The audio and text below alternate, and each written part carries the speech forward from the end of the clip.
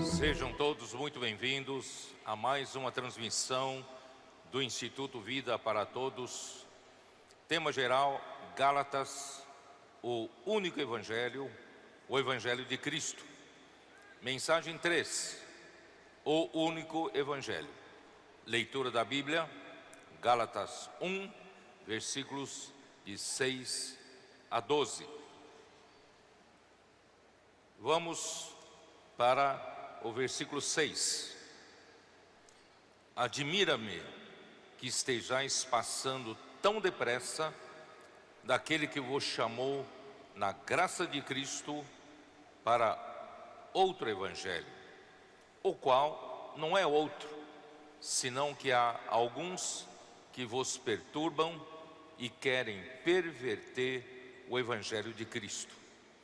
Mas ainda que nós, ou mesmo um anjo vindo do céu, vos pregue Evangelho que vá além do que vos temos pregado, seja anátema. Assim como já dissemos, e agora repito, se alguém vos prega Evangelho que vá além daquele que recebestes, seja anátema. Paulo, ele pregou Evangelho em Icônio, em Listra, em Derbe, entre os anos 47 e 50, como eu havia falado em sua primeira viagem. Aí depois da reunião de Atos 15, Paulo voltou a visitar essas igrejas e os Gálatas manifestaram um grande apreço, um grande amor por Paulo e por seu ministério. No entanto, logo depois da sua partida, alguns mestres judaizantes se entremeteram no meio deles,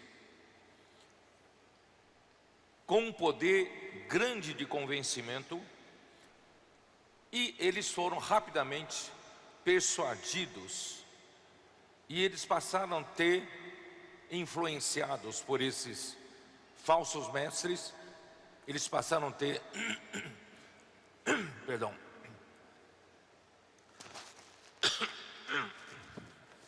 eles passaram a ter uma opinião depreciativa do apóstolo e de seu ministério. Essa obra do inimigo de Deus é justamente para parar a ação da palavra de Deus. E esses falsos mestres trabalharam, se esmeraram em desviá-los da verdade do Evangelho. Eu estou enfatizando esse termo, vocês vão ver mais para frente. A verdade do Evangelho. Eles se esmeraram para desviar os Gálatas da verdade do Evangelho, introduziram a necessidade de associar a fé com a observância da lei, a lei de Moisés. Eles afirmavam que Paulo era muito inferior aos apóstolos de Jerusalém, que Paulo não merecia o mesmo respeito como os demais apóstolos, Pedro, Tiago e João, e eles usavam o respeito, o status desses apóstolos de Jerusalém para trabalhar no meio dos gentios. Então, Paulo teve que escrever, aí você vai entender o motivo de Paulo escrever no capítulo 2 de Gálatas, por exemplo, em versículo 6 em diante: e quanto àqueles que pareciam ser de maior influência, quais tenham sido outrora, não me interessa. Deus não aceita a aparência do homem. esses digo que me pareciam ser alguma coisa, nada me acrescentaram. Antes, pelo contrário, quando viram que fora confiado a mim, né, o evangelho da incircuncisão me fora confiado, como a Pedro, né, ou da circuncisão, pois aquele que operou eficazmente em Pedro para o apostolado da circuncisão, também operou eficazmente em mim para com os gentios. E quando conheceram a graça que me foi dada, Tiago, Cefas e João, que eram reputados colunas, me estenderam a mim e a Barnabé a destra de comunhão, a fim de que nós fôssemos para os gentios e eles para a circuncisão, recomendando-nos somente que nos lembrássemos dos pobres, o que também me esforcei por fazer. Então ele mencionou Tiago, Cefas e João, justamente porque os judaizantes tentavam depreciar a Paulo e o seu ministério, dizendo que ele era um apóstolo inferior, que eles deveriam ouvir antes a Jerusalém do que a Paulo. Aí Paulo expressa a preocupação dos Gálatas terem passado tão depressa, pouco tempo atrás, Paulo esteve no meio deles e quando ele chega,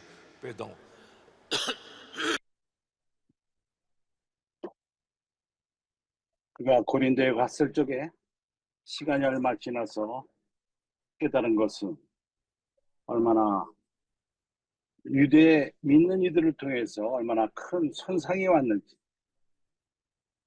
너희들이 이렇게 빨리 우리 은혜를 벗어나고 다른 복음으로 간 것을 내가 이상하게 생각하노라. 한면으로 우리에게 은혜가 있습니다. 그리스도의 은혜가 있습니다. 그리고 다른 면으로 다른 복음이 있습니다. 그렇다면 다른 복음이 뭘 말하는 것이죠? 베드로가 말한 사도행전 15장에서 다른 복음이 무엇인가 하는 것을 우리는 볼 수 있습니다.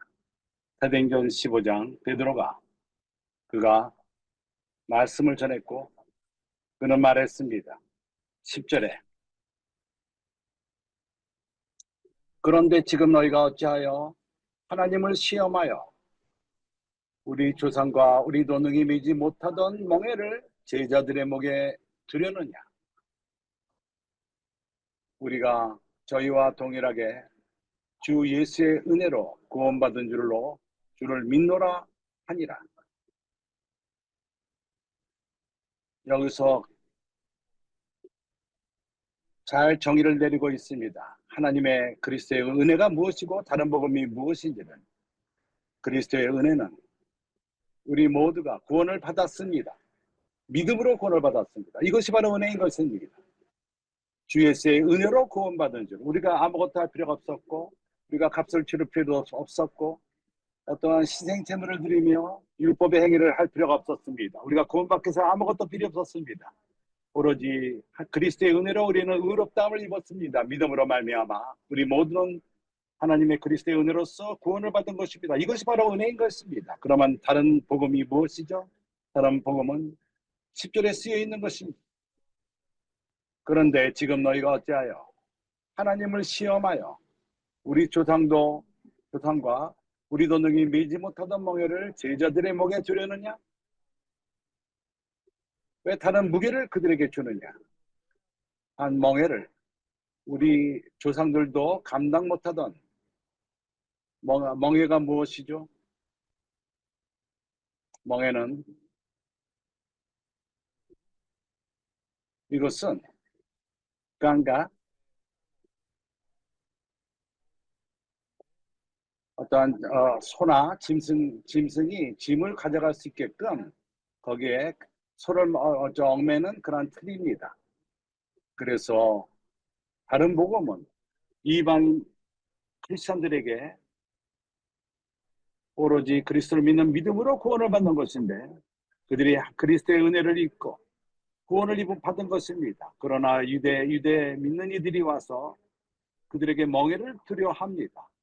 이러한 멍에를 둠으로 인해서 어떤 무게를 질고 가라고 그러한 유대 조상들도 지키지 못하던 그러한 짐을 그들도 지키지 못하는 그러한 짐을 이 짐을 유대 이방인들의 믿는 이자들에게 두기를 원합니다. 이것이 바로 다른 복음에 대한 정의입니다. 그래서 바울은 말합니다. 어찌 너희가 이렇게 빨리 그리스도의 은혜를 벗어나서 다른 복음을 쫓느냐? 너희들은 이러한 멍에 밑에 있기를 원하느냐? 이러한 멍에 밑에 얽매여 있기를 원하느냐? 짐을 지기 원하느냐?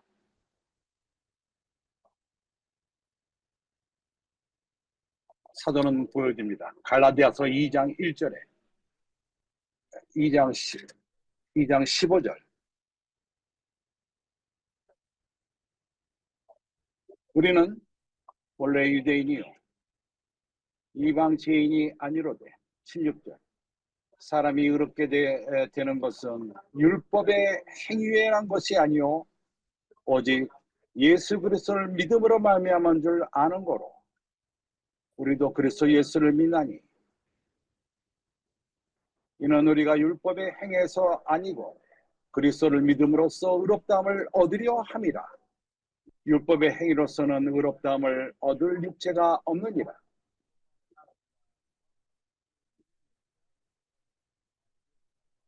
참으로 바울은 경고하게 어느 누구도 무엇을 행함으로써 율법을 지킴으로써 어떠한 율법의 요구를 이름으로써 의롭다함을 입는 것이 아닙니다. 어느 누구도 율법의 행위로서 의롭다함을 입을 자가 없습니다. 우리가 의롭다함을 입은 것은 예수 그리스도를 믿음으로만 된 것입니다. 너희들은 어찌하여서 다른 멍에를 지려 하느냐? 그리스도가 주지 않은 그런 멍에 이런 짐. 참으로 흥미로운 것은 바울이 그가 첫 번째 영을 했을 적에 비시디아 안디옥에 왔을 적에 사도행전 13장 그는 여기에 대해서 분명히 말했습니다. 이제 우리는 사도행전 13장 13절 그가 안디옥 이고니온에 와서 매우 깁니다. 그러나 여기 우리가 이 말씀 안으로 들어가는 것이 중요합니다. 26절 형제들 아브라함의 후예와 너희 중 하나님을 경외하는 사람들아 이 구원의 말씀을 우리에게 보내셨거늘 이 말씀은 구원의 말씀인 것입니다. 복음은 그리스도의 복음은 우리를 구원하는 말씀인 것입니다.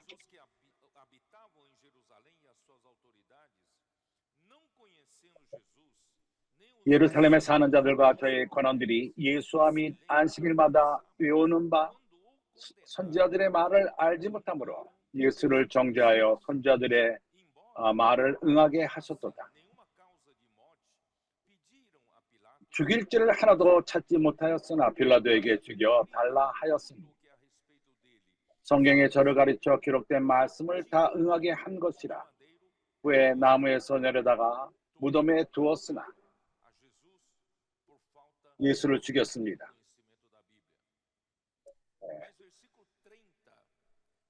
성경의 말씀을 응한 것입니다. 30절 그러나 하나님이 죽은 자 가운데서 저를 살리신지라. 갈릴리로부터 예루살렘에 함께 올라간 사람에게 여러 날 보이셨으니 저희가 이제 백성 앞에 그의 증인이다. 우리도 조상들에게 주신 약속을 너희에게 전파하노니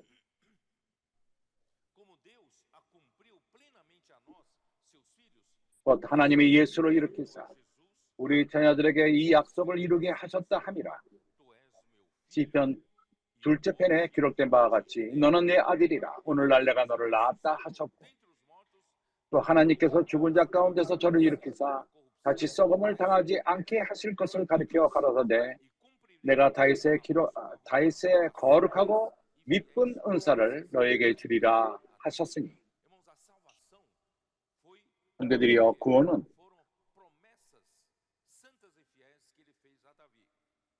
신실한 하나님이 다윗에게 신실하게 약속한 것입니다. 그래서 그러므로 다른 편에 일렀으되 주의 거룩한 자로 썩음을 당치 않게 하시려고 하셨느니라. 다윗은 당시에 하나님의 뜻을 쫓아 섬기다가 잠들어 그 조상들과 함께 묻혀 썩음을 당하였으되 하나님은 하나님의 살리신 이는 썩음을 당치 아니하셨나니. 이 예수는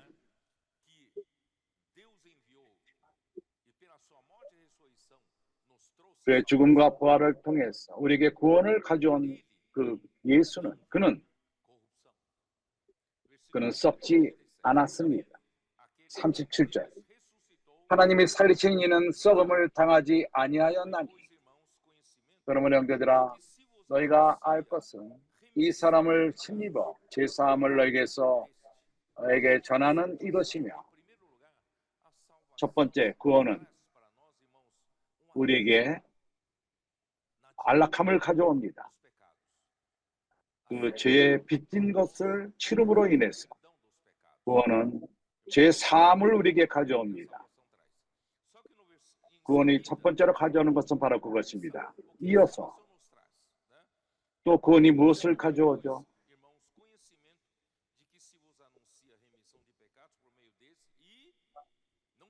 또 모세의 율법으로 너희가 의롭다 하심을 얻지 못하던 모든 일에도 이 사람을 힘입어 믿는 자마다 의롭다 하심을 얻는 이것이라.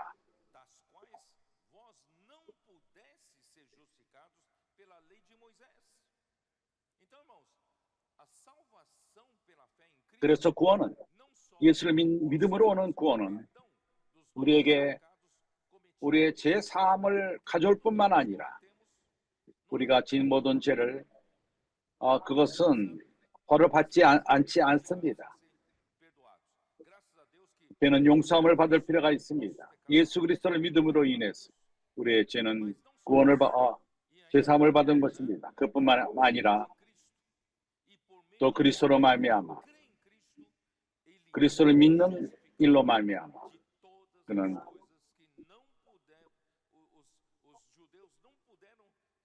유대인들이 모세 율법을 통해서 의롭다함을 받지 못하는 그것을 예수를 믿음으로 낸 것입니다. 모세 율법은 우리를 의롭다 할 능력이 있지 않습니다. 오로지 구원의 능력으로 말미암아, 예수 그리스도로 말미암아 거기에는 능력이 있습니다. 우리를 의롭다 할 수 있습니다. 믿음으로 의롭다 하시는 것입니다. 그런즉 너희는 선지자들로 말씀하신 것이 너희에게 미칠까 삼가라. 일러스되 보라, 멸시하는 사람들아, 너희는 놀라고 망하라. 내가 너희 때를 당하여 한 일을 행할 것이니 사람이 너희에게 이룰지라도 도무지 믿지 못할 일이라 하셨느니라. 이 복음은, 그리스도의 복음, 당신이 계시를 받고 이해를 한다면 이것은 하나님이 행하신 일이다. 모든 사람이 믿지 않고 계시가 없다면 이해를 못하는 그러한 것입니다. 참으로 우리는 큰 상을 받은 자들입니다. 우리가 예수를 믿었을 적에 단순히 믿음으로 말미암아 예수를 믿었고, 그때 뭘 얻었죠? 제사함을 얻고, 그리고 또 우리는 의롭다함을 입었습니다. 믿음으로 말미암아 믿음으로 의롭다함을 받은 것. 유대인들은 의롭다함을 받기를 원했습니다.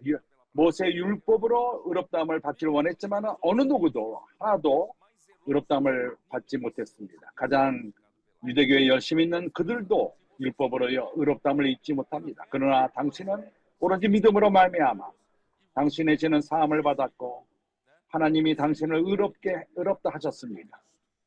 그리스도의 은혜로 말미암아 이러한 놀라운 일이 일어난 것입니다. 로마서 3장, 로마서 8장 3절, 거기서 우리에게 참으로 좋은 율법이 우리를 우리 육신의 죄 있는 육신으로 율법을 이룰 수 없습니다. 하나님이 아담에게 선악의 나무 열매를 먹지 말라 했지만은 그러한 불순종으로 인해서 인류 안에 죄가 들어왔습니다. 죄를 통해서 사망이 오고 사망이 모든 사람을 주관하며 모두가 죄 밑에 있게 되었습니다. 우리 모두가 죄인들이 되어 죄인으로 태어났고 그리고 육에 속한 자들이었습니다. 오늘날 우리는 이 육을 갖고 살고 죄 있는 육신의 몸을 갖고 있습니다. 청년들에게, 사춘기 아이들에게 나는 이것을 설명하기 원합니다. 차이점이 있습니다. 죄와 죄인이 짓는 죄들과 그리고 죄 짓는 본질의 차이점이 있습니다. 우리가 죄를 짓는 것은 우리 안에 본질이 있기 때문입니다. 우리가 원하지 않더라도 죄를 짓는 것은 우리가 죄를 짓지 않다 말할 적에 우리는 하나님을 거짓말하는 자로 만드는 것입니다. 우리는 육에 속한 자들이고 죄인들이고 왜냐하면 죄의 본질이 우리 안에 거하기 때문입니다. 그러기에 우리는 언젠가 죄를 집니다. 우리가 진 죄는 죄 사함이 필요합니다. 우리가 예수를 믿을 적에 하나님이 우리의 죄를 사하십니다. 그뿐만 아니라 우리에게는 우리 안에 죄의 본질이 있습니다. 이거는 죄 사함이 해결 못하고 우리에게는 무엇이 필요하죠? 죄의 본질을 해결하기 위해서 무엇이 필요하죠? 우리는 지속적으로 죄를 짓게 되어 있습니다. 그래서 로마서 8장 3절에서는 율법이 능력이 없다는 것, 죄 짓는 죄의 본질을 해결할 수 없습니다. 율법이 육신으로 말미암아 연약하여 할 수 없는 그것을 하나님은 하시나니 그 죄를 인하여 자기 아들을 죄 있는 육신의 모양으로 보내어 육신의 죄를 정하사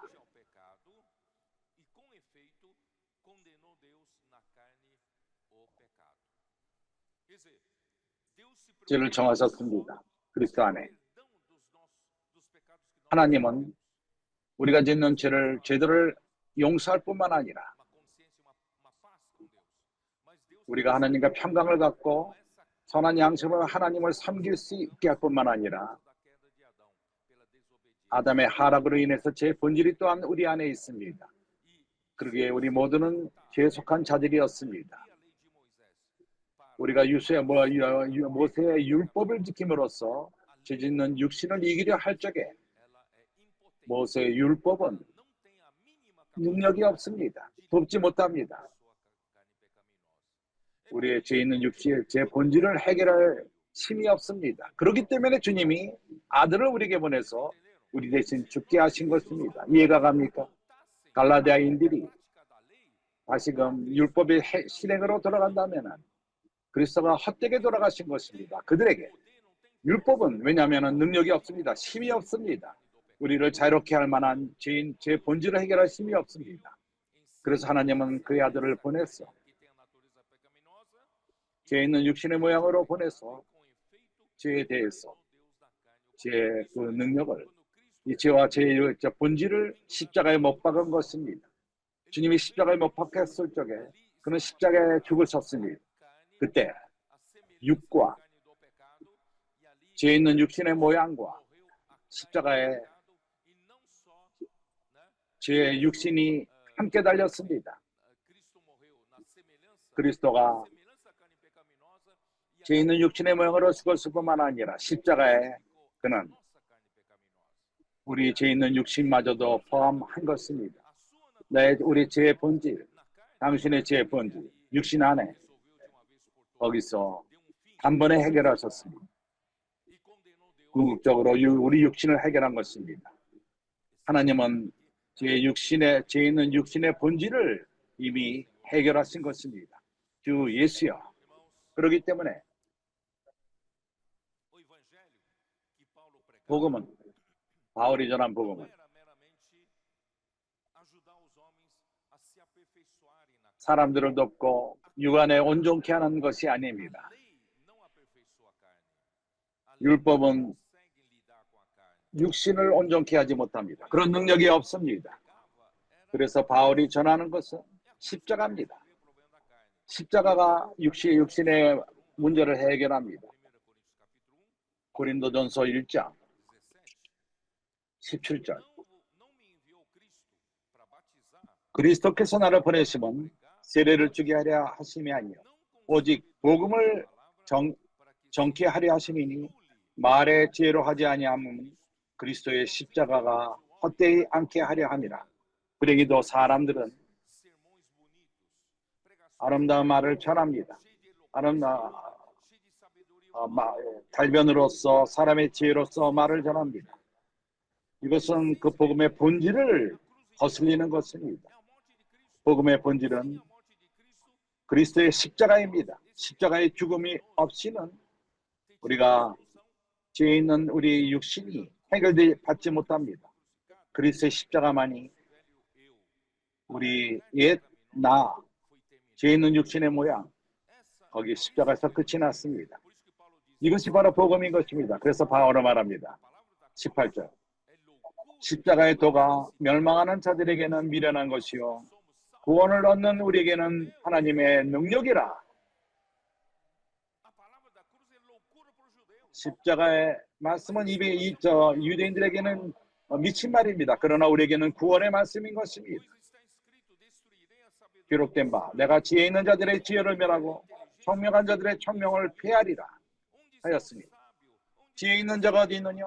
선비가 어디 있느냐? 이 세대의 변사가 어디 있느냐? 하나님께서 이 세상의 지혜를 미련케 하신 것이 아니냐? 그렇기 때문에 세상의 많은 지혜로서 말씀을 전하지 마십시오. 해결되지 않습니다. 십자가의 말씀이 해결합니다. 하나님의 지혜에 있어서는 이 세상이 자기 지혜로 하나님을 알지 못하는 거로 우리가 우리 지혜에 머문다면, 우리의 능력을 의존한다면, 우리가 달변을 의존하며 우리 현명한 생각을 의존한다면 우리는 알지 못합니다. 하나님의 지혜를 알 수가 없습니다. 참된 그리스도의 복음을 모르게 됩니다.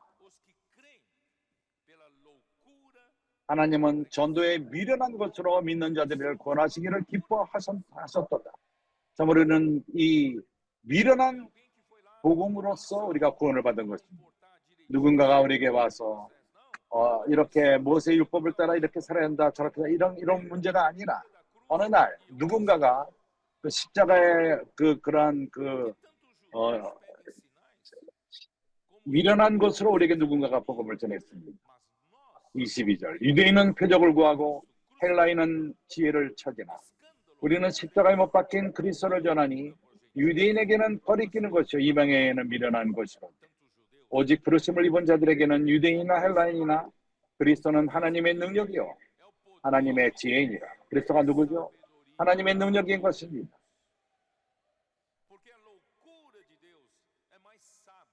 왜냐하면 하나님의 미련한 것이 사람보다 지혜 있고 하나님의 약한 것이 사람보다 강하니라. 형제들아 너희를 부르심을 보라. 육체를 따라 지혜 있는 자가 많지 아니하며 능한 자가 많지 아니하며 문별 좋은 자가 많지 아니하로다. 그러나 하나님께서 세상의 미련한 것들을 택하사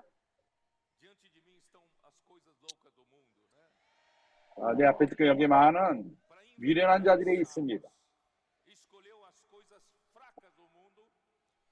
그러나 이러한 미련한 자들이 택하심을 받고 지혜 있는 자들을 부끄럽게 하려 하시고 세상의 약한 것들을 택하사 강한 것들을 부끄럽게 하려 하시며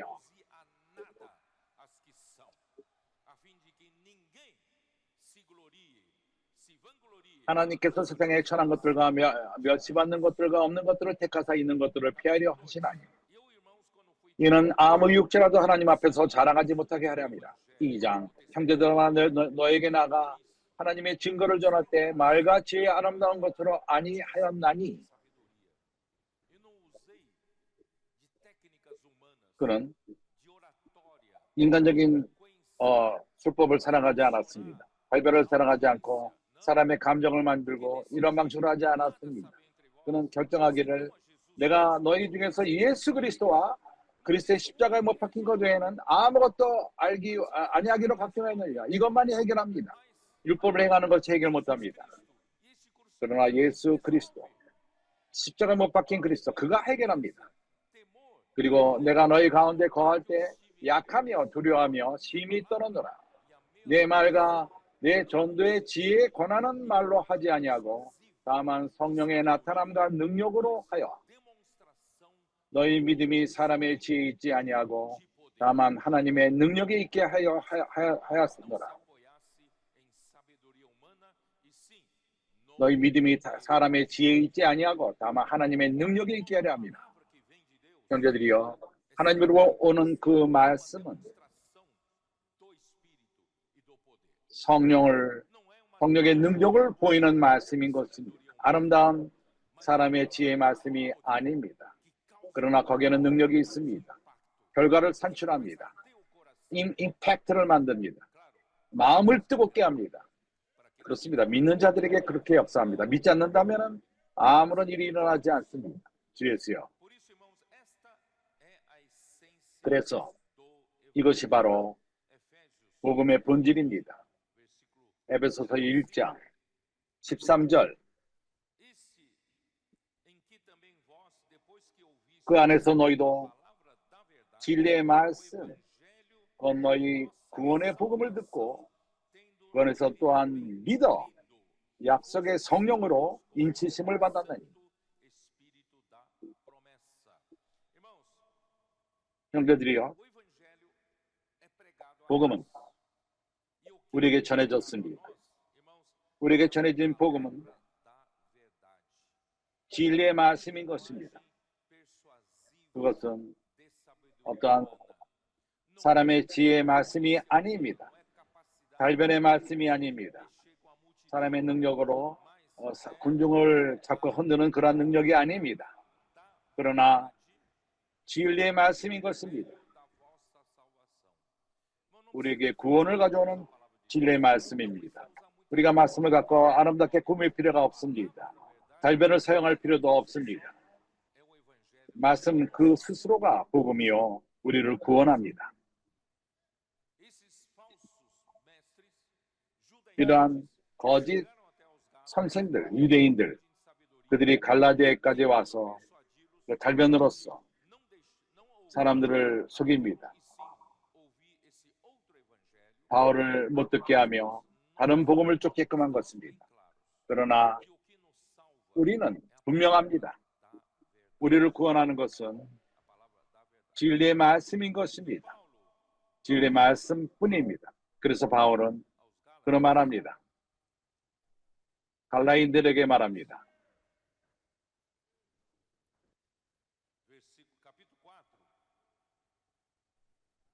갈라디아서 4장.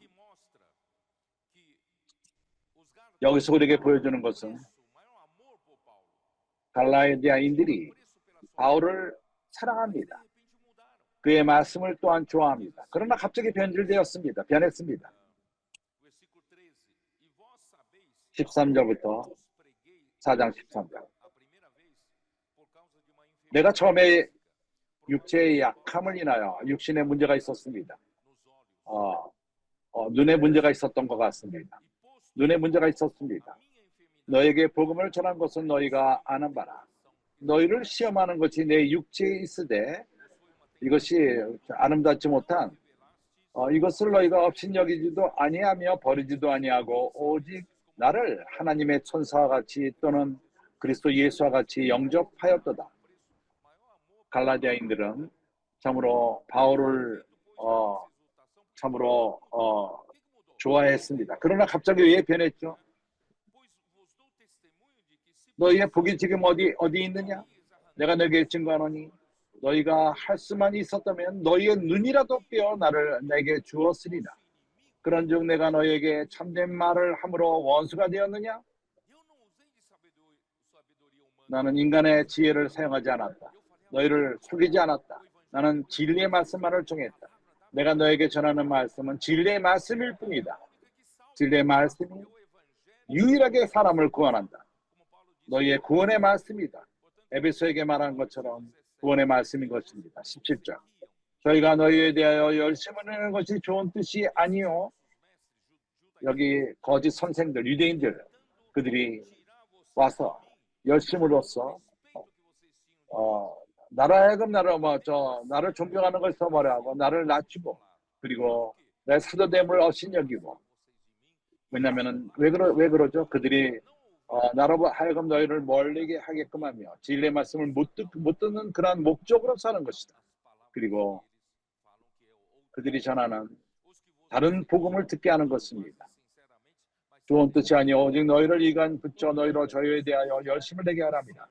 좋은 일에 대하여 열심으로 사모를 받으면 내가 너희를 대할 때뿐 아니라 언제든지 좋으니라.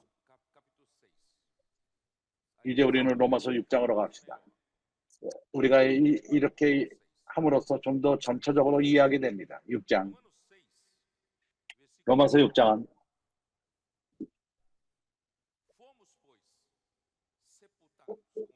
4절. 그러므로 우리가 그의 죽으심과 합하여 세례를 받음으로 그와 함께 장사되었나니 이는 아버지의 영광으로 말미암아 그리스도를 죽은 자 가운데서 살으신 같이 우리로 또한 새 생명 가운데서 행하게 하려 함이라. 만일 우리가 그의 죽으심을 본받아 연합한 자가 되었으면 또한 그의 부활을 본받아 연합한 자가 되리라. 우리가 알거니와 오직 옛사람이 예수와 함께 십자가에 못 박힌 것은 죄의 몸이 멸하여 다시는 우리가 죄에게 종로로 타지 아니하려 함이니 이는 죽은 자가 죄에서 벗어나 의롭다 하심을 얻었음이니라. 만일 우리가 그리스도와 함께 죽었으면 또한 그와 함께 살 줄을 믿노니 이는 그리스도께서 죽은 자 가운데서 사셨음에 다시 죽지 아니하시고 사망에 다시 그를 주장하지 못할 줄을 알미로다. 그의 죽으심은 죄에 대하여 단번에 죽으심이요 그의 살으심은 하나님께 대하여 살으심이니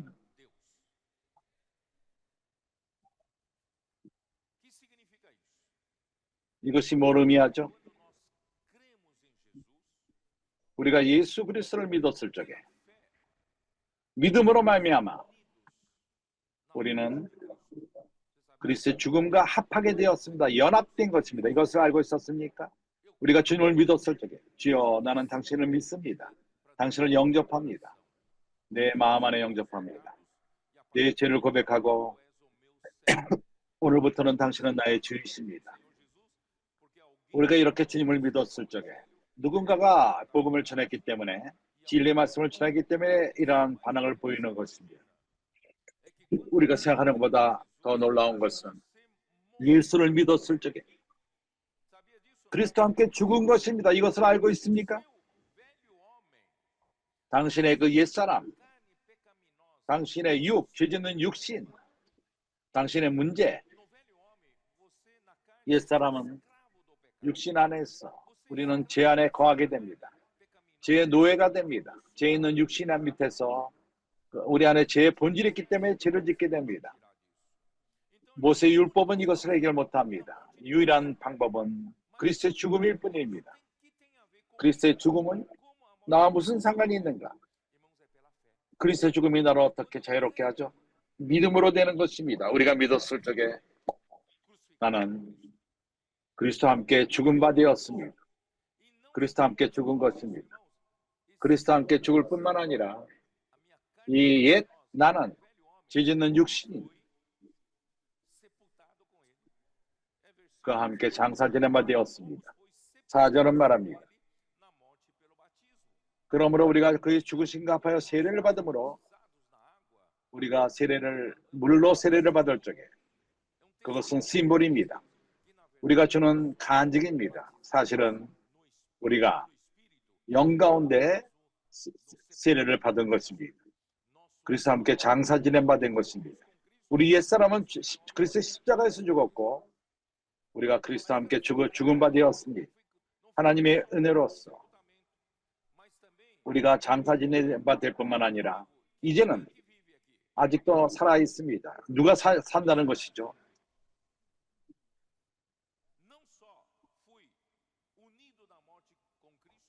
우리가 주님의 그 죽음과 연합되고 하나 됐고 함께 장사될 뿐만 아니라 또한 믿음으로 말미암아 그리스도와 함께 부활케 된 것입니다. 그리스도가 부활하실 적에 당신 또한 부활한 것입니다. 그러나 더 이상 옛사람 가운데가 아니라 죄짓는 육신으로가 아니라 당신은 새 생명의 새로운 가운데 이제는 새 사람이 된 것입니다. 새로운 사람이 되었습니다. 새로운 나입니다. 그래, 우리 옛사람이 예수와 함께 십자가에 못 박힌 것은 죄의 몸이 멸하여 다시는 우리가 죄에게 종로로 타지 아니하려 함이라. 이는 죽은 자가 죄에서 벗어나 의롭다 하심을 얻습니다. 우리 죄 있는 육신의 모양을 이미 멸했습니다. 우리가 죄의 종로로 타지 않습니다.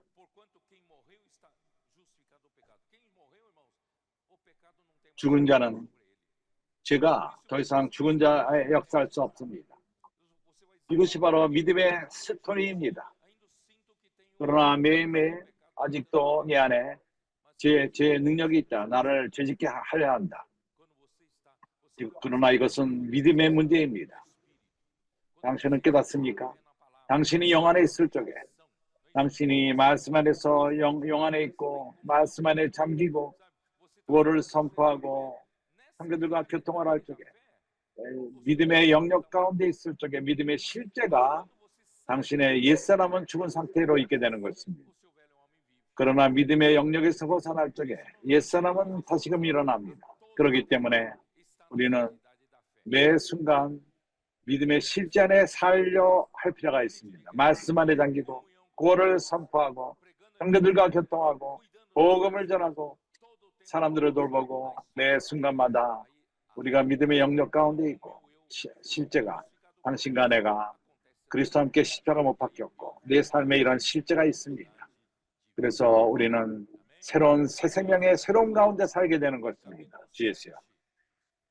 그리고 로마서 7장 4절 이렇게 말합니다.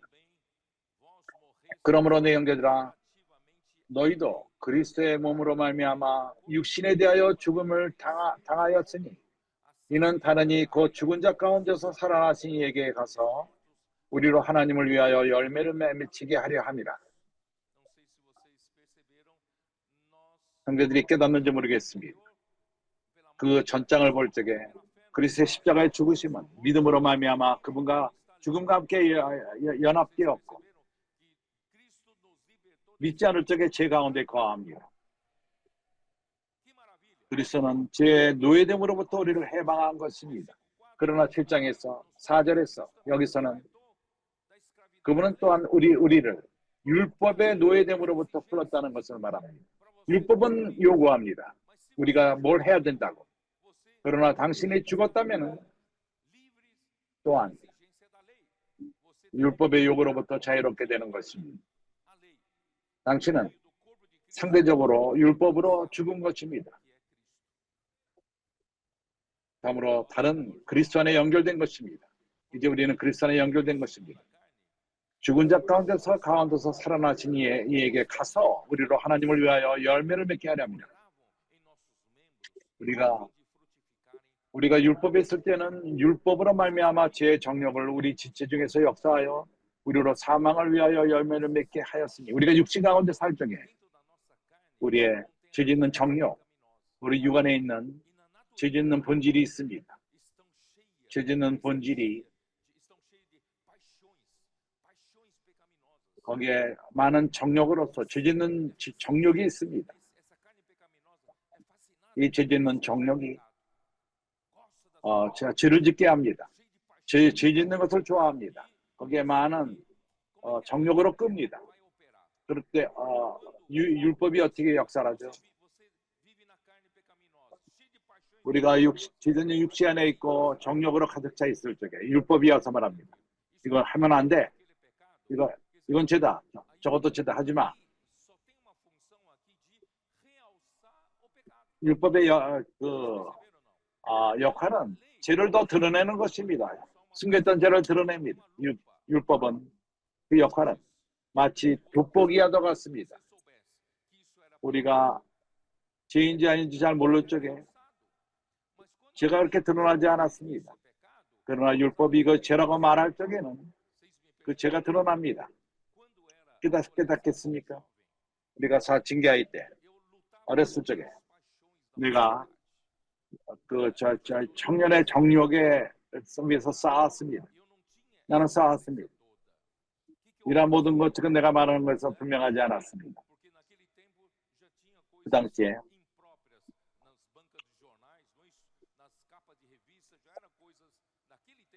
잡지를 파는 곳이라던가 그 당시에 뭔가 안 좋은 그러한 것들이 있었습니다. 그때 나는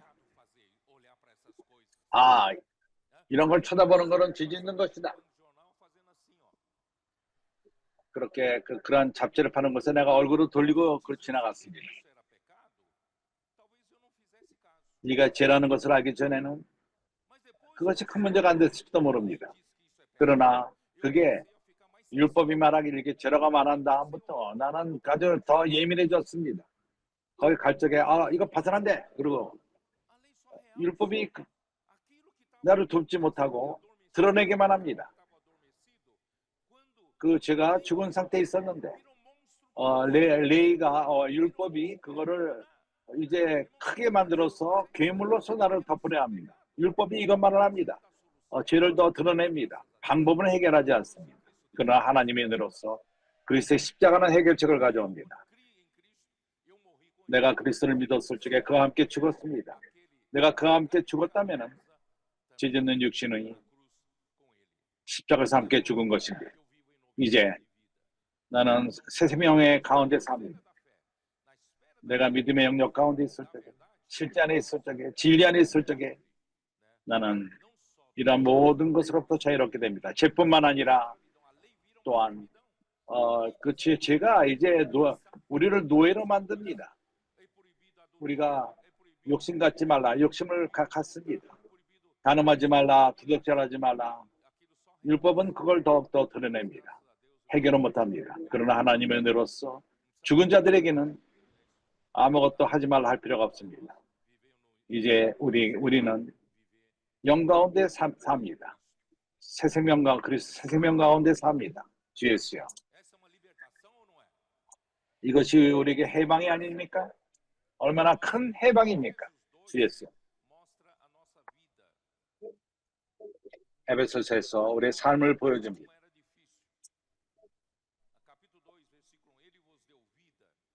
2장 1절, 에베소서 2장 1절. 너희의 허물과 죄로 죽었던 너희를 살리셨도다. 그때 너희가 그 가운데 행하여 이 세상 풍속을 쫓고 공중의 권세 잡은 자를 따랐으니 곧 지금 불순종의 아들을 가운데서 역사하는 영이라. 전에는 우리도 그 가운데서 우리 육체의 욕심을 따라 지내며 육체와 마음에 원하는 것을 하여 다른 이들과 같이 본질상 진노의 자녀이었더니 여기에 노예 삼음임이 있습니다. 우리가 원하지 않는 그것을 행하게끔 합니다.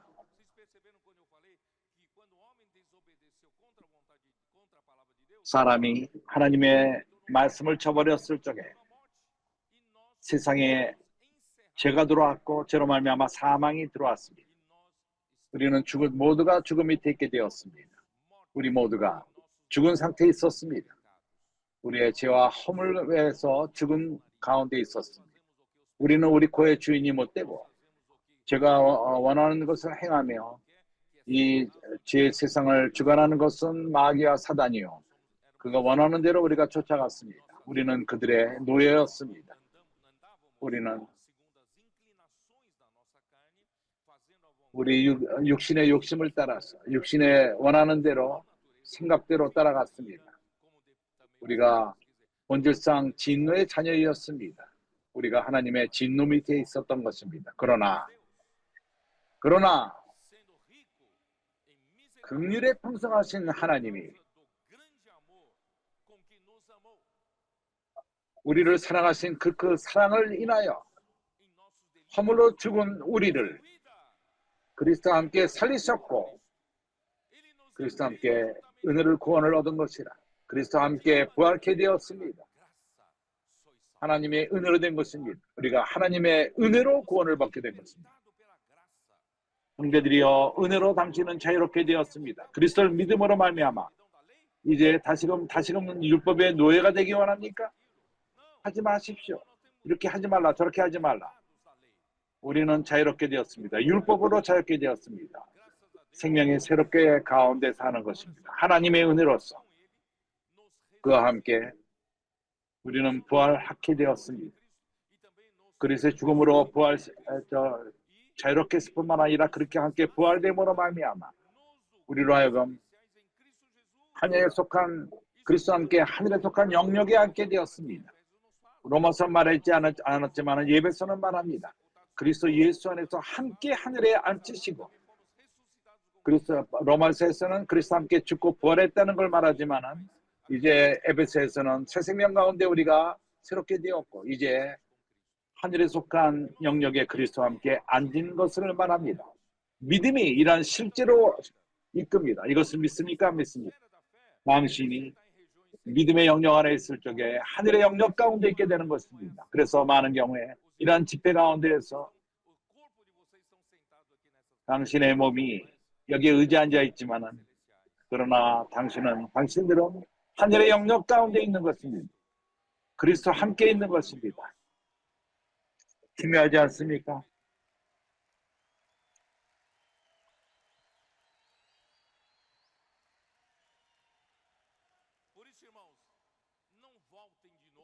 그래서 형제들이요, 그 죄의 멍에 노예로 들어가지 마십시오. 갈라디아는 속임을 당한 것입니다. 그들은 그 마법의 영향을 받은 것입니다. 달변을 잘하는 자들이 이렇게 말하고 저렇게 말하고 바울보다 더 큰 사도들이 있다. 그리고 바울을 낮췄습니다. 사실 그들은 다시금 이 땅에 노예를 삼기 위해서 죄와 율법의 노예가 되게끔 한 것입니다. 하나님의 은혜로서 주님은 우리는 은혜로서 구원을 받았고 그렇죠. 너희가 그 은혜를 인하여 믿음으로 말미암아 구원을 얻었나니 믿음의 영역으로 모든 것이 이루어집니다. 이것은 너에게서 난 것이 아니요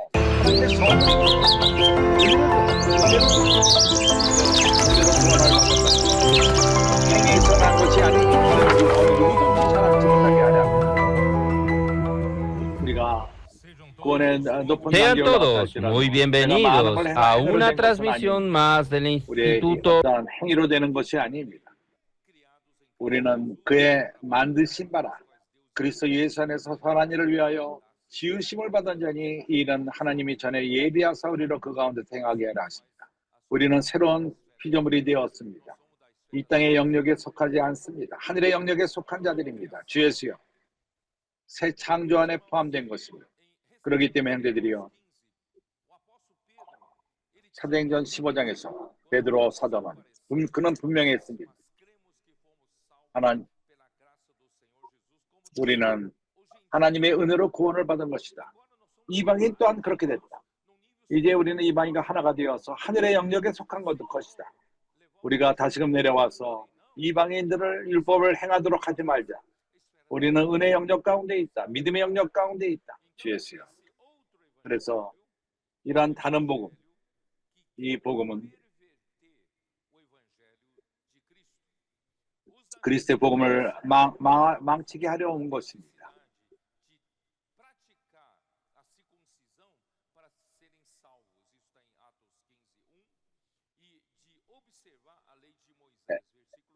사도행전 15장 1절 1절과 5절에 나옵니다. 유대인들이 전하는 그것은 바로 그것입니다.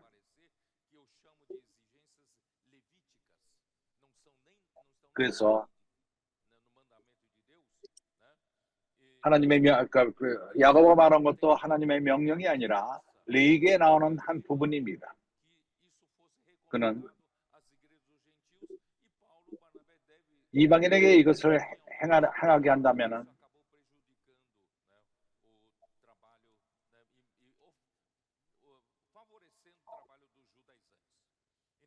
유대교의 일들을 더 강화시키는 그러한 야고보의 말인 것입니다. 율법을 행하는 일들, 모세율법을 지키는 것과 믿음의 차이점. 믿음은 우리를 하늘의 영역으로 이끕니다. 그러나 율법의 실행은 다시금 이 땅에 머물게 합니다. 그래서 두 가지가 본질이 완전히 다릅니다.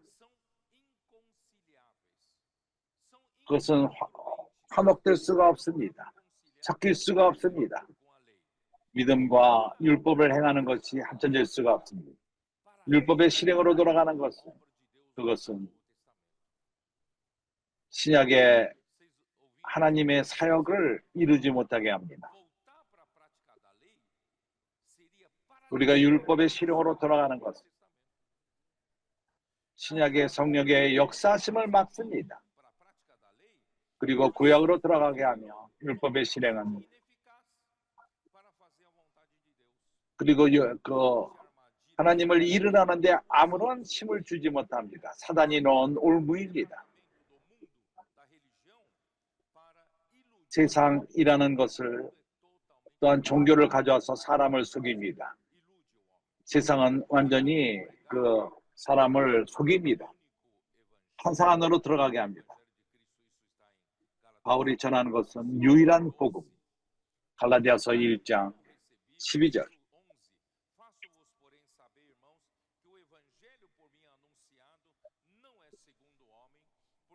갈라디아서 1장 12절.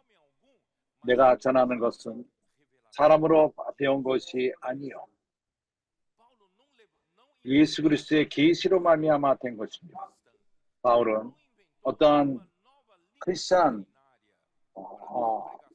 종교를 만든 것이 아니라 다른 노선을 가져오지 않았습니다. 바울이 전하는 모든 것은 신실하게 예수 그리스도에 대한 계시입니다. 사람의 뜻으로 된 것이 아니고 계시로 온 것입니다. 예수 그리스도의 계시로 말미암은 것이라. 12절 8절. 그러나 우리가 혹 하늘로부터 온 천사라도 우리가 너에게 전한 복음에 다른 복음을 전하면 저주를 받을지어다.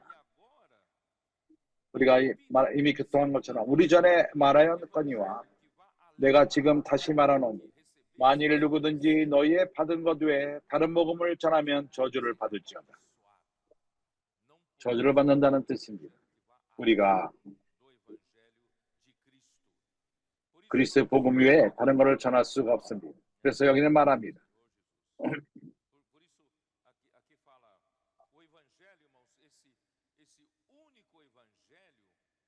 이러한 유일한 복음, 신약에 있는 모든 복음, 그건 완벽한 이상을 보여줍니다. 복음이 무엇인가 하는 것을 보여줍니다. 복음은 포함하는데 마태복음, 우리에게 복음의 어떤 면을 보여주죠? 천국 복음을 말합니다. 왕국 복음. 그래서 주님은 이 땅에 오실 적에 촌과 촌을 당하면서 천국 복음을 전했습니다. 교회에게 사명을 줬는데 마태복음 24장 14절 이 천국 복음을 사람이 거하는 모든 것에 가서 모든 민족에게 증거하고 전하면은 그제야 끝이 오리라. 이것이 뭘 의미하죠? 하나님의 뜻을 행함. 에베소서 1장 9절 10절 하나님의 뜻을 행하는 것입니다. 하나님의 비밀의 하나님의 뜻이 무엇이죠? 그것은 하나님이 하나님의 갈망은 그리스도가 머리가 되는 것, 모든 것의 머리가 되는 것입니다. 하늘에 있는 것이나 땅에 있는 모든 것에 그리스도가 머리가 되는 것입니다. 어떻게 그러면 이것이 이루어지죠? 그가 먼저 교회의 머리가 되심으로써, 그래서 그는 먼저 교회의 머리가 될 필요가 있습니다. 교회를 치울 필요가 있습니다. 교회 실제로 치우고 그리스도로 치우는 것입니다. 그리스도로 교회를 치울 적에, 완전히 치울 적에 그는 교회의 머리가 됩니다. 그래서 그때 그가 이걸로 근거로 해서 그리스도가 모든 것의 머리가 되는 것입니다. 이해가 합니까? 이것이 바로 천국 복음인 것입니다. 우리가 지금 이러는 것이 바로 이것을 위해서 하고 있는 것입니다. 당신과 내가 하루라도 전진하지 않으면 안 됩니다. 매일 시간이 지날 적마다 그리스도가 우리의 삶을 더욱더 주관하고 내 삶을 주관하게 할 필요가 있습니다. 그는 더욱더 그 성벽 안에서 교회를 다스릴 필요가 있습니다. 하나님의 사역, 밖에는 복음을 전하지만 권선인을 하며 선교사들이 가고 이런 모든 것이 사람들의 머리가 되게끔 우리가 먼저 그리스도를 머리로 삼을 필요가 있습니다. 마태복음이 이러한 복음을 전하는 것입니다. 마가복음은 거기에 핵심이 무엇이죠? 섬김인 것입니다. 그리스도가 섬김을 받으러 온 것이 아니라 섬기러 온 모습으로 나타납니다. 그래서 우리가 받은 생명, 복음을 위해서 이거는 하나의 종의 생명인 것입니다.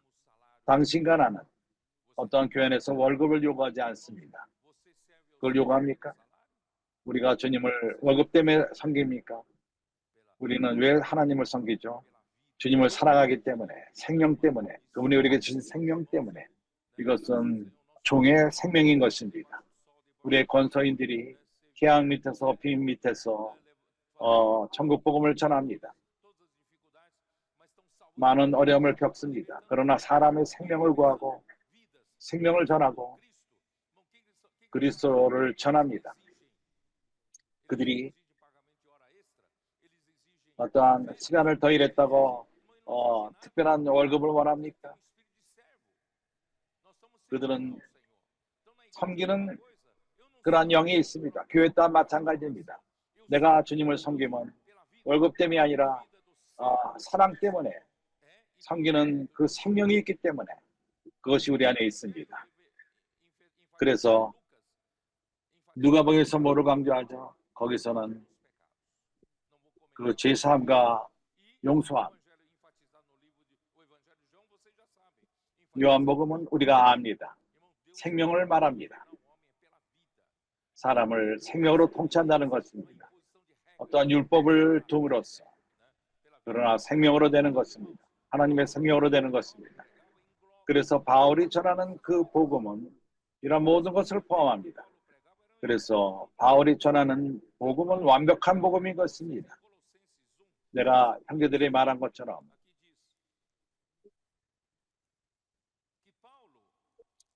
바울은 그에게 모든 하나님의 계시를, 하나님의 경륜의 모든 것을 계시해요.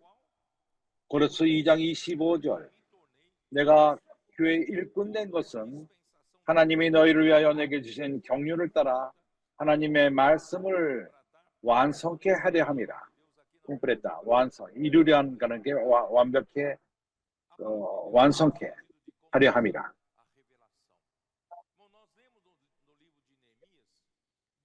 우리가 니에미야 책을 통해서 성벽이 건축된 다음에 또한 성문이 재건축되고 니에미야는 모든 봉사와 책임과 문지기와 노래하는 자들과 레인들과 또 경영하는 모든 사람들 그가 많은 일들을 회복합니다.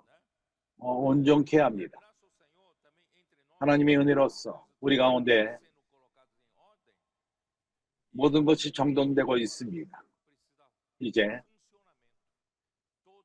역할을 할 필요가 있습니다. 우리 모두가 이러한 완벽한 이상 밑에서 복음 밑에서 그리스도 몸의 지체로서 오늘 역할을 합니다. 바울은 하나님의 말씀을 완성했습니다. 그것은 복음의 모든 계시를 가져온 것을 말합니다. 백성이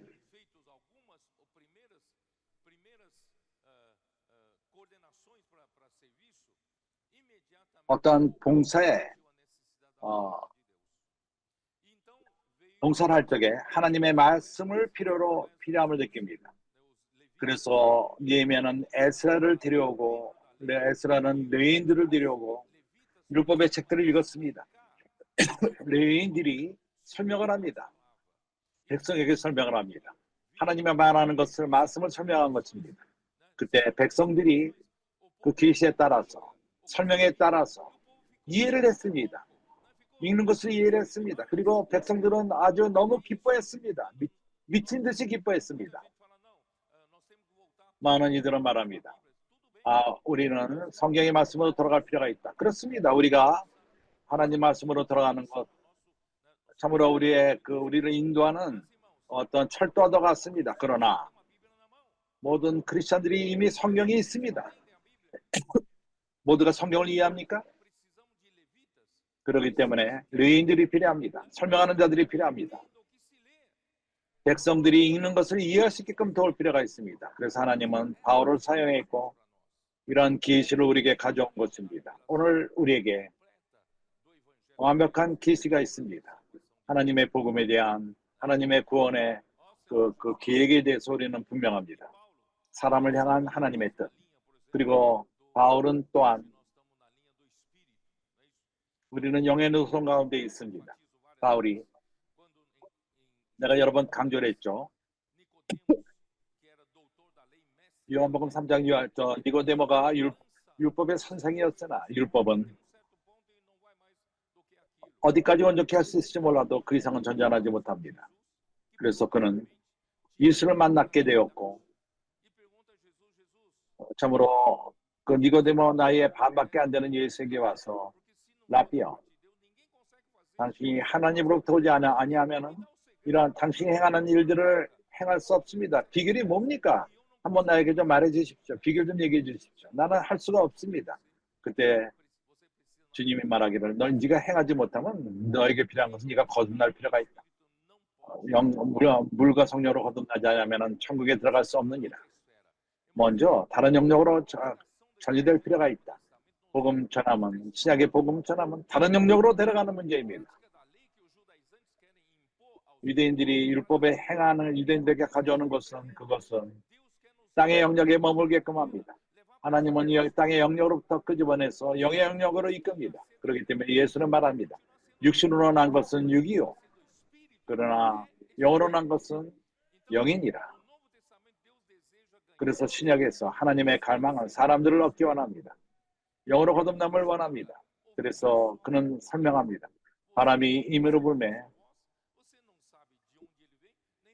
어디로부터 어디로 가는지 모르는 것처럼 이와 같이 성령으로 거듭나는 자는 그러하리라. 성령으로 거듭난 자들은 영의 새로움 가운데 사합니다. 새로움 가운데 삽니다. 성령이 어디로 갈지를 모릅니다.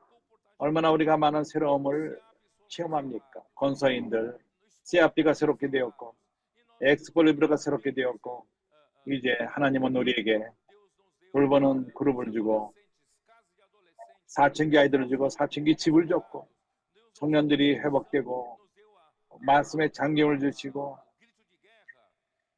그거를 선포함을 주시고 우리에게 너무나도 많은 걸 주었습니다. 성령 안에서 항상 새로운 것이 있습니다. 율법은 문자의 그 썩음 가운데 있는 것입니다. 우리가 문자가 안에 있으면 반복하고 새로움이 없습니다. 자리에서 나가지 못합니다. 기쁨도 없고 눈이 빛나지 않습니다. 그러나 성령 안에 자유함이 있고 새로움이 있습니다. 그렇지 않습니까? 하나님이 어떻게 앞으로 6개월 어떻게 인도할지는 나는 모릅니다. 그러나 새로움이 있을 것입니다. 그렇지 않습니까? 성령이 우리를 인도할 것입니다. 그렇기 때문에 우리가 문자 안에 머물지 맙시다. 오늘 아침에 나는 도역자님들에게 말했습니다.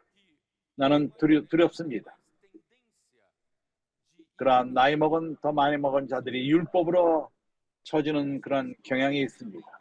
새로운 자들이 더 단순함 가운데 영안에 있기가 쉽습니다. 그러나 나이 먹은 자들은 더 무리있고 체험들이 있습니다. 그래서 나는 두려워합니다. 나이 먹은 형제들이 무르임이 있습니다. 체험이 있습니다. 그러나 우리는 새롭게 될 필요가 있습니다. 항상 새롭게 될 필요가 있습니다. 영 가운데 항상 사는 자가 될 필요가 있습니다. 우리가 점차적으로 우리의 그 어디에 그냥 파묻히고 우리 어떠함 나는 이거 좋아한다 싫어한다 그러면서 거부하고 사춘기 아이들을 거부하고 또 성령의 그 자유로움을 거부합니다. 그럼으로써 나의 어떠함을 주장합니다. 이해가 갑니까? 내가 말하는 것은 반대로 우리 나이 먹은 자들이 그렇습니다. 하나님 우리의 무리익음을 원합니다. 그러나 나이 먹은 자들이 더 영안에 사는 것을 배울 필요가 있습니다. 더 자유롭게 영의 새로움 가운데 살며 생명 가운데 살 필요가 있습니다. 주님이 나에게 70 먹은 자에게 청년처럼 뛰라면 같이 뛰면 됩니다. 문제가 뭡니까? 느헤미야가 성벽 이익이 세워졌을 적에 백성을 둘로 나눠서 성벽을 다니면서 거기서 찬송을 부르며 뛰고 춤췄습니다. 얼마나 놀라운 일입니까? 우리 옛 관념을 갖고 이것은 아닌 것 같고 저건 아니 교회에서 이러면 안 되고 그러면서 그걸 누릅니다. 그럴 적에 성령의 역사를 맡게 됩니다. 그렇게 하지 맙시다. 우리가 참으로 나이가 많은 자들이 더 새롭게 들어갈 필요가 있습니다. 성령으로 하여금 자유롭게 먼저 내 안에서 역사하도록 그럴 적에 교회가 유익을 얻습니다. 주 예수여 우리가 영 가운데 사는 걸 배웁시다. 그리고 바울은 복음을 말할 적에 로마서 8장에서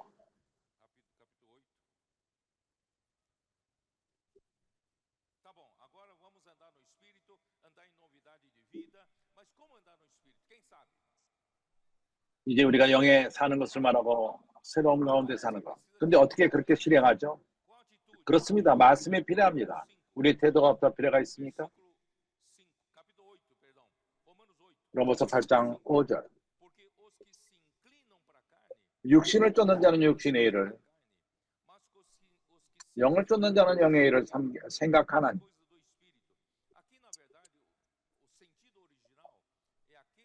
여기에 근원은 우리의 생각을 육에 처하게 하고 육을 향하고 육의 것들을 생각하고 그러나 우리 생각을 영의 일을 생각할 적에 우리는 영에 속한 것들을 생각하게 됩니다. 결과 6절 육신에 둔 생각은 사망이라는 결과를 가져옵니다. 그러나 생각을 영 안에 둘 적에 생명과 평안인 것입니다. 이것이 바로 바울이 우리를 그 복음에서 가르치는 것입니다. 어떻게 영 안에 사는 것, 실적으로 말하는 것입니다. 어떻게 우리가 영 안에 행하죠? 우리 생각을 영 가운데 두는 것입니다. 어떻게 생각을 우리가 영 안에 두죠? 말씀을 사용하는 것입니다. 말씀이 이쪽에 우리가 말씀 안에 잠기고 그리고 아무리 우리가 바쁘다 하더라도 나는 시간이 없다. 너무 바쁘게 산다. 내 위에 있는 사람이 나에게 요구한다. 그러나 우리가 이미 읽지 않은 그 말씀을 끄집어내서 읽을 수 있습니다. 아니면 화장실 가서 그렇게 하십시오. 그 종이를 끄집어내서 거기서 말씀 안에 잠기십시오. 뭘 합니까? 그 말씀 안에 잠김이 뭘 가져오죠? 우리 생각을 영 가운데 있게 합니다. 생각이 말씀 안에 있습니다. 어떤 결과가 있죠? 생명과 평강인 것입니다. 우리 네가 뭔가 좀 뭔가 좀 다르다. 이런 감정을 갖게 됩니다. 좋지 않습니까? 변명하지 마십시오. 시간이 없다고. 적어도 우리는 말씀 안에 잠길 수는 있습니다. 구호를 선포하고 이래서 구호를 선포할 수 있습니다. 담력이 있다면 다른 이들을 도울 것입니다. 뒤에서. 그래서 생각을 영안에 두는 것은 육신의 생각을 영안에 두는 것은 사망이요. 육신의 생각은 하나님과 원수가 되나니 이는 하나님의 법에 굴복지 아니함 뿐 아니라 할 수도 없습니다. 하나님을 기쁘게 못합니다. 14절. 그래서 무릇 하나님의 영으로 인도함을 받는 그들은 하나님의 아들이라. 하나님의 아들. 당신이 하나님의 아들이라면 당신의 실제는 영의 인도함을 받는 자가 될 필요가 있습니다. 당신의 현명한 생각을 따라서 하는 것이 아니라 어떠한 당신의 생각을 따라서 하는 것이 아니라 영을 쫓아서 하는 것입니다. 당신 하나님의 아들이기 때문입니다. 17절. 자녀이면 또한 후사, 곧 하나님의 후사요 그리스도와 함께한 후사니 우리가 그와 함께 영광을 받기 위하여 고난도 함께 받아야 될 것입니다.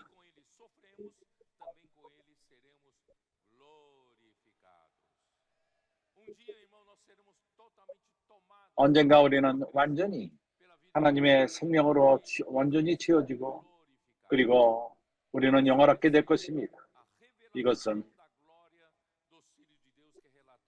하나님의 자녀들이 영광이 나타날 적에 18절 이후부터 나옵니다. 시간이 없기 때문에 이것을 말할 수가 없습니다. 그래서 하나님의 갈망은 이것뿐만 아니라 바울이 전하는 복음에 대해서 지금 말하고 있는 것입니다.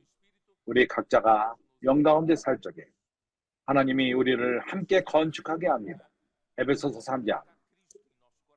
그리스도께서 우리 마음에 거하게 하시고 모든 성도와 함께 그 넓이와 높이와 깊이를 깨닫게 됩니다. 깊이와 길이와 넓이와 그리스도의 어떠하심을 깨닫게 합니다.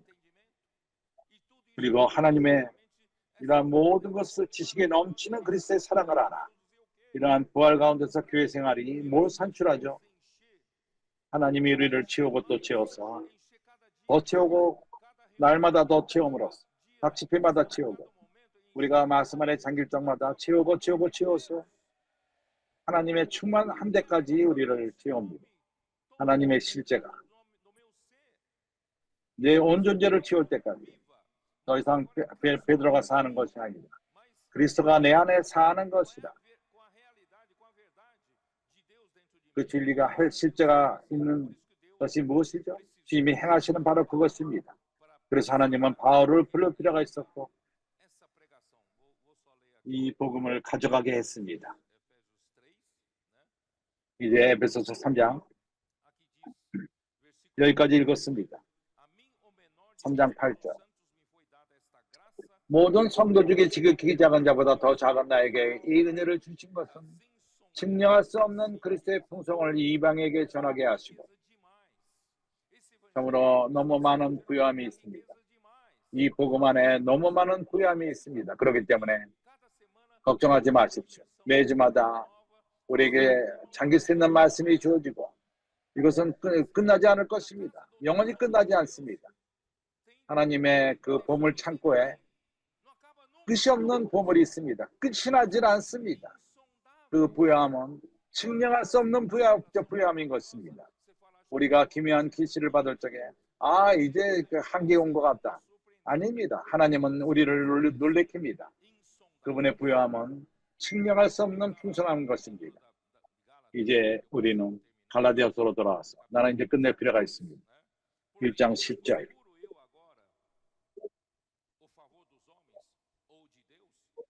이제 내가 사람을 좋게 하랴 하나님께 좋게 하랴 사람에게 기쁨을 구하랴 내가 지금까지 사람의 기쁨을 구하는 것이라면 그리스도의 종이 아닙니다. 하나님의 종은 하나님에게 참되게 부르심을 받고 그는 사람의 어떠함을 추구하지 않습니다. 왜 그런지 압니까? 사람을 기쁘게 하는 자는 어떠한 그 요구를 원하기 때문인 것입니다. Eu vou tentar mostrar isso para vocês, né? Então, ele é um servo de Cristo. Ele tem que 그는 agradar só 그리스도의 종인입니다. 오로지 그리스도만을 기쁘게 할 뿐입니다. buscar a favor dos homens, certo? 사람을 기쁘게 할 필요가 없습니다. Um servo de Cristo, irmãos, 그리스도의 종은 오로지 그를 부르신 하나님의 뜻만을 추구합니다. 그리스도는 여기에 본이었습니다. 요한복음 5장 30절. Eu nada posso fazer de mim mesmo, na forma porque ouço, julgo. O meu juízo é justo, porque não procuro 내가 아무것도 스스로 할 수 없노라. 듣는 대로 심판하니 나는 나의 원하는 대로 하지 않고 나를 보내신 이의 원대로 하는 거로 내 심판은 의로우니라. 하나님의 종은 자기의 뜻을 추구하는 것이 아니라 행하는 것이 아니라 그를 보낸 자의 뜻을 행하는 것입니다. GS요. 고린도후서 5장 9절 10절. 바울은 이렇게 말합니다.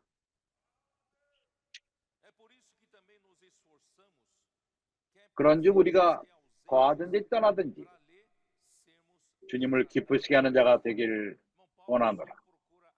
바울은 오로지 주님을 기쁘게 하길 원했습니다. 살았던 죽던 그는 주님을 기쁘게 하기를 원했습니다. 이는 우리가 다 반드시 그리스도의 심판대 앞에 드러나 각각 선악간에 그 몸들에 행한 것을 따라 받으리 함이니 나는 오로지 그에게만 답할 뿐입니다. 그를 두려워하며 주님을 기쁘게 할 필요가 있습니다.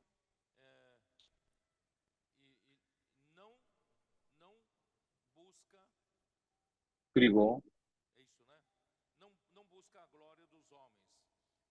사람의 영광을 구하지 않습니다. 요한복음 7장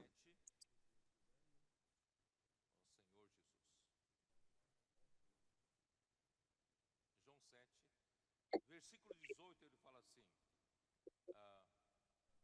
quem fala por si mesmo 18절은 이렇게 말합니다. 스스로 말하는 자는 자기의 영광만 구하되 하나님의 선지자 사도는 스스로 말하지 않습니다. 스스로 말한다면 자기 스스로의 영광을 구하는 것입니다. 나는 교회 안에 형제들 가운데 어떤 일을 내가 돌봤습니다. 그가 이제 교회 안에서 말씀을 전하기 시작했고 그는 갑자기 빗나갔습니다. 그가 뭘 어떻게 행했죠? 복음을 전하고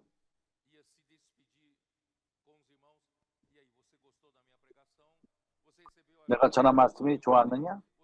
내가 말하는데 도움을 받았느냐? 이런 것을 물어봤습니다. 그때부터 빗나가는 것을 보게 되었습니다. 우리는 우리 스스로의 뜻을 전하지 않습니다. 우리 영광을 추구하지 않습니다. 우리는 여기서 우리의 영광을 잊지 않습니다. 주님에게 신실하기만을 원할 뿐입니다. 영광은 주님의 것입니다. 주님을 위한 것입니다. 그래서 스스로 말하는 자는 자기 영광만 구하되 보내신 이의 영광을 구하는 자는 참되니 그 속에 불의가 없느니라.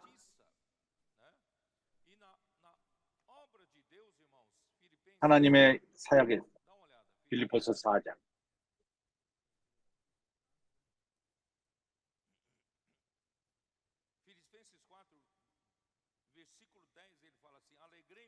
(10절은) 나와 함께 갇힌 아리스다고와 바나바의 생질 마가와 되어 내가 명을 받았으니 그의 일을 들어 영접하라.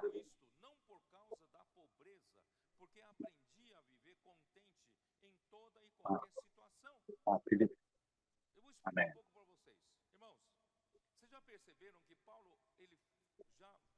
바울이 많은 글에서 이것을 말합니다. 고린도인들에게 물질 때문에 형제들을 이용하지 않았습니다. 교회에게 짐을 주기를 원치 않았습니다. 그가 뭘 말하기 원하는지 압니까? 많은 경우에 하나님의 종은 빌립보서 4장 11절 좀 더 유익을 위해서, 자신의 유익을 위해서 사람을 기쁘게 합니다.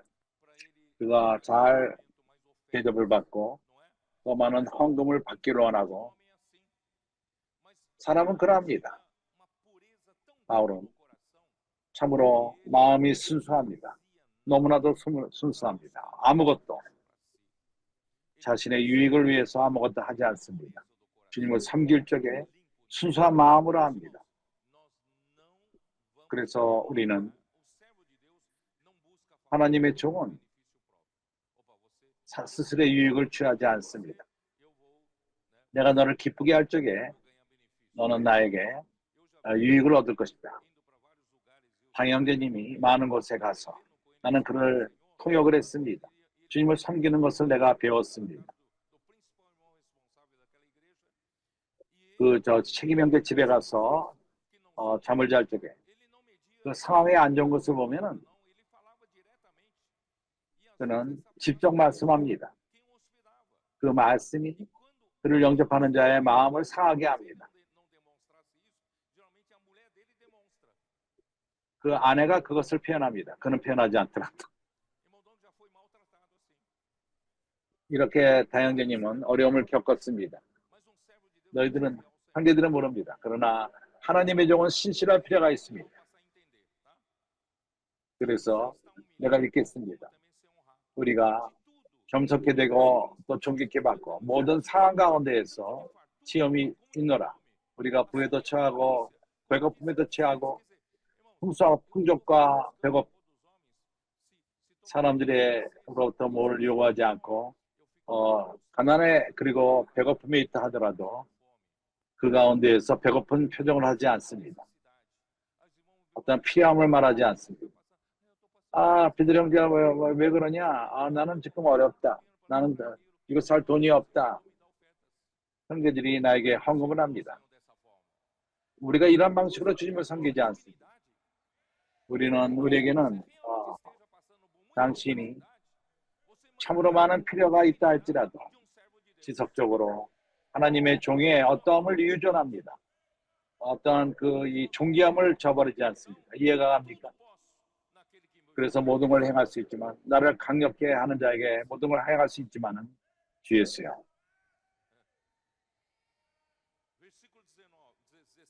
19절, 16절. 데살로니가 있을 때에도 너희가 한 번, 두 번 나를 쓸 것을 보내었도다. 빌립보 교회는 유일한 교회로서 바울의 필요함을 보냈습니다. 내가 선물을 구함이 아니요 오직 너희에게 유익하도록 과실이 풍성하기를 구함이라. 내게 모든 것이 있고 또 풍족한 줄 하니라. 에바브로 내가 편에 너희의 준 것을 받음으로 내가 풍족하니 이는 받으실 만한 향기로운 제물이요 하나님을 기쁘시게 한 것이래. 나의 하나님이 그리스도 예수 안에서 영광 가운데 그 풍성한 대로 너희 모든 쓸 것을 채우시리라. 형제들이여, 우리는 그리스도의 종들입니다. 갈라디아서로 돌아와서 우리는 이제 마치겠습니다. 11절 12절. 형제들아, 내가 너에게 알게 하노니 내가 전한 복음이 사람의 뜻대로 따라된 것이 아니요 또 내가 사람에게서 받은 것도 아니요 배운 것도 아니요 오직 예수 그리스도의 계시로 말미암은 것이나 참된 사도는 보내신 하나님의 선지자로서 그를 위해 대변해서 말할 적에 하나님의 일의 역사를 이룰 적에 그는 자유함이 없습니다. 어떤 일을 행함도 말함도 자유함이 없습니다. 그 생각 뜻대로 좋은 대로 행하지 않습니다. 그가 배운 대로 하지 않습니다. 과거의 우리 체험마저도 우리에게 영향을 줄 수가 없습니다. 선지의 말씀 오로지 주님이 주신 대로 신실하게 하시는 말씀대로 그거 과거에 내가 배운 것을 거스른다 할지라도 그러나 이제 그분에게 신실할 필요가 있습니다. 그래서 모세는 하나님의 선지자로서 사도행전 7장을 볼 적에 스데반이 말한 것을 나는 매우 좋아합니다. 모세가 뭐라고 말하죠? 그는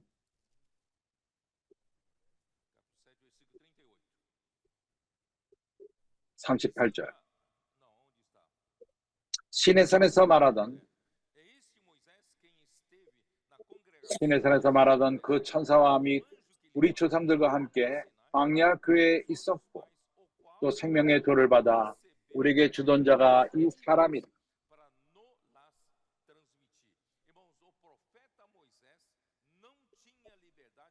선지자 모세는 그가 원하는 대로 말할 자유함이 없었습니다. 그는 교리를 말하지 않았습니다.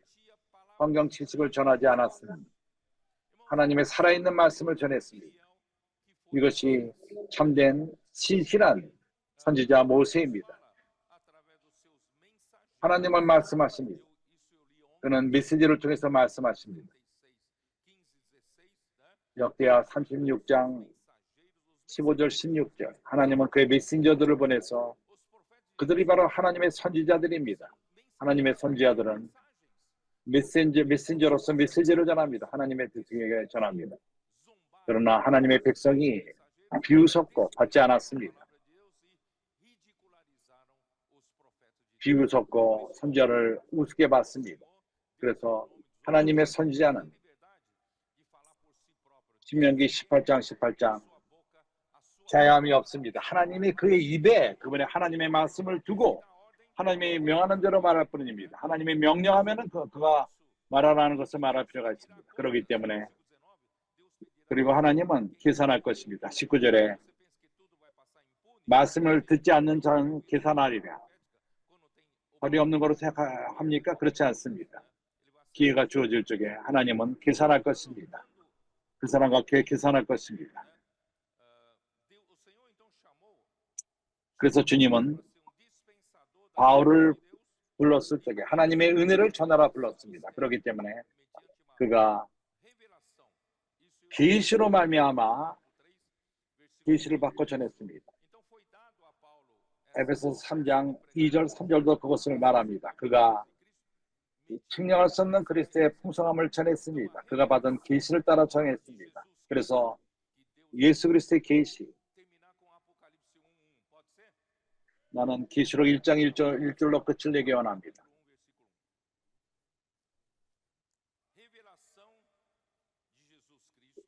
예수 그리스도의 계시라. 이는 하나님이 그에게 주사 반드시 속히 될 일을 그 종들에게 보이시려고 그 천사를 그 종 요한에게 보내어 지시하신 것이라.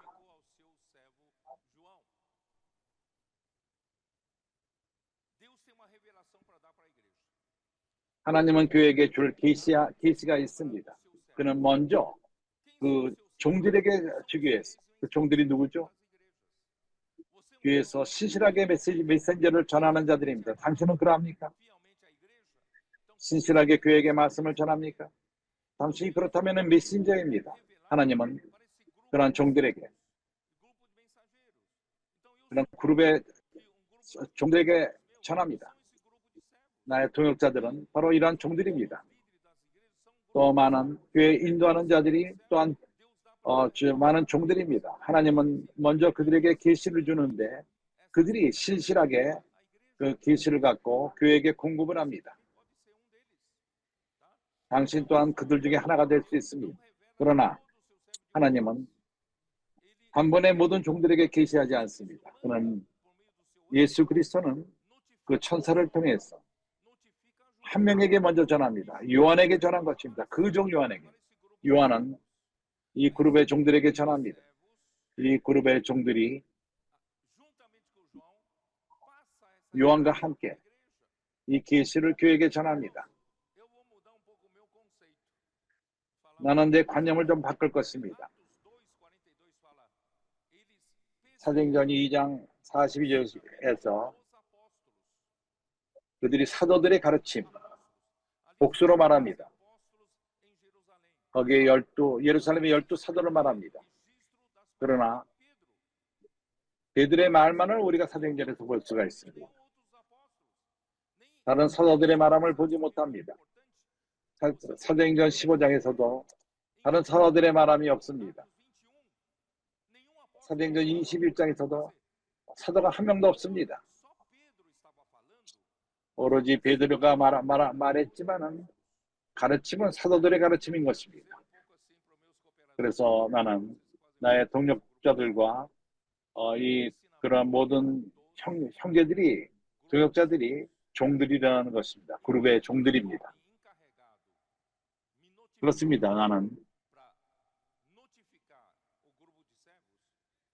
종들에게 내가 말하지만 이 가르침은 사도들의 가르침인 것입니다.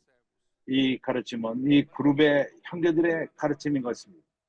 내가 혼자 돌을 맞지 않기 위해서 이런 말을 하는 것입니다. 이 가르침은 내가 받는 계시는 그룹의 종들에게 주어지는 것인데, 이러한 그룹의 종들이 같이 책임을 지고 말하기를 이 가르침은 내 것이다. 내가 받지만은 내가 전하는데, 그래서 함께 주인이 될 필요가 있습니다. 주인공이 될 필요가 있습니다. 신실하게 하나님의 말씀을 받는 나에게 많은 종들이 있습니다. 함께 이제 우리가 주인공이 주제자가 되는 것입니다. 글을 쓴 자가 됩니다. 종들입니다. 하나님이 계시를 주십니다. 우리 모두에게 책임이 있습니다. 신실하게 전할 필요가 있습니다. 우리가 받은 말씀을 전할 필요가 있습니다. 내가 이것을 전하기 원했고, 하나님이 우리를 축복하고 이 나머지 스테이지를 축복하시기 바랍니다.